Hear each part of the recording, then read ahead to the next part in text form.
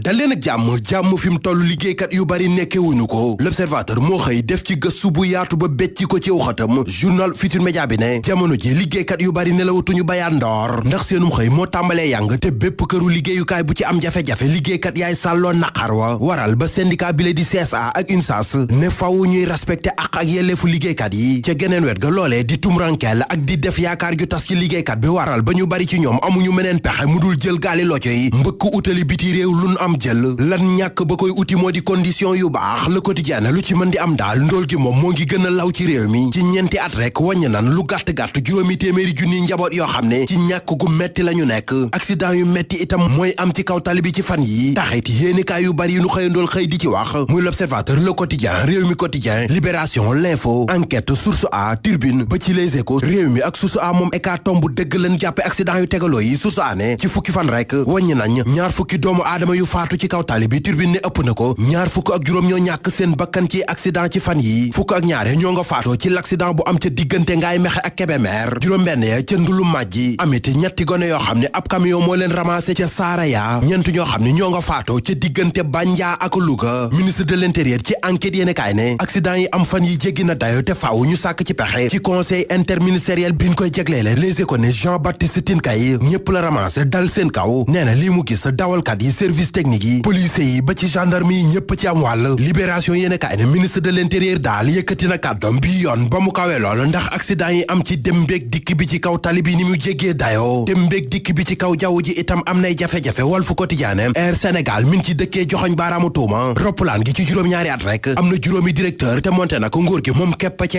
actionnaire action yi IGF ak Cour des comptes feeñal ca agence pour la promotion et le développement de l'artisanat am nay lënt ak i leexoor Libération ne loolee moo taxoon ba ñaari cour yi sàkkoon ñu topp ñan ca tuumaal Jéegi Jóob moom ñàkk a def passation service lañ koy tuumaal journal L'Info ne loolee moo tax ba section recherche bu Kër Massar convoqué na ko niki altine bi nu jëm convocation yu tegawul ci yoon moom la maître Omar Youm di am xel ñaar Direct News ne Omar Youm nee na ànd na ci képp ko yore woon compte réew mi nga rendre compte waaye it mu bañ a doon règlement de compte mu yokku ci ne règlement de compte boobee nag la ñuy njort ndax ba fii ci ñi ñuy jébaane amul kenn kun ci déglu tax mu samp laaj ne ndax nekkul ne nguur gi fi nekk dañuy xaar ba fal seeni àttekat nga xam ne bu boobaa luñ leen defloo ñu def premier ministre di Ousmane Sonko mi war a defi déclaration politique générale Sud du Quotidien nee na bu lépp yembee du yomb ci moom journal bi ne la tax ñu wax ko te itam te tax ñu war koo gëm moo di ne ñoo ngay joyante lënt ya amoon ca règlement intérieur ba te mu waxoon ni moo ko fa teree dem te Ousmane Sonko bu demee ci assemblée nationale dina fa fekk majorité boo xam ne ñoo ngi koy menacé ak motion déclaration patrimoine di wax li nga am Walf Quotidien nee na jeu de cache-cache dëgg moo ca am lu doy waar li am ca Bignona Libération yéenekaay moo ko bind ci xatam journal bi ne boroom dëkk bii di Balla Bassène moo doon yëngu ci trafic bu yamba takk der yi fekk ca këram tonub yamba fukki ati kaso la ko tribunal daan Balla Gaye numéro 2 dina yeex daanaat Modou Lo Biram ñi ngi ci Les Échos jeexal wax ji ne buñ leen fayoon genn wàllu milliard itam du tax Modou Lo bërewaat ak Balla Gaye numéro 2